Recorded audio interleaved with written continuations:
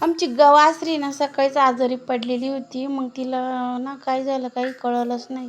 नंतर मला बँकेत जायचं होतं, पण इतका रस्ता खराब होता. पण बँकेत गेले आणि माझं जे काम होतं ते केलं. त्यानंतर मी अनुलाही शाळेतून येताना घेऊन आले आणि तिला दूध काला खाऊ राहिली आता किती दिवसातून.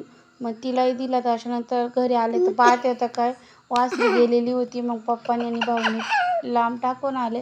त्याच्यानंतर अनुचा अभ्यास चालू होता आणि ती खेळत होती. तर रांगोळी सांडून सगळं रांगोळी डिझाईन काढत होती.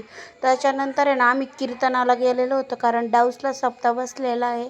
पण पहिला दिवस होता त्याच्यामुळं आम्ही टायमिंगवर गेलो, पण गर्दी काही एवढी नव्हती. मग हळूहळू गर्दी होत होती.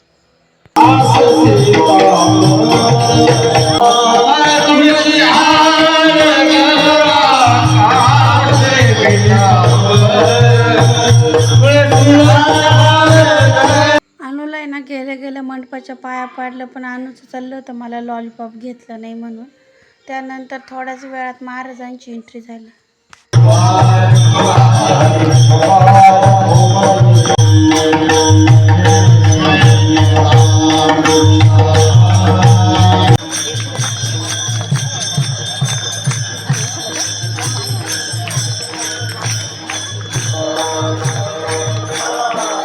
लाईट गेलेली होती सप्त्यामध्ये, पण परत लाईट आली. त्याच्यानंतर हे बेबी होतं शेजारचं, ते सारखं म्हणत होतं अनुसोबत खेळायचं.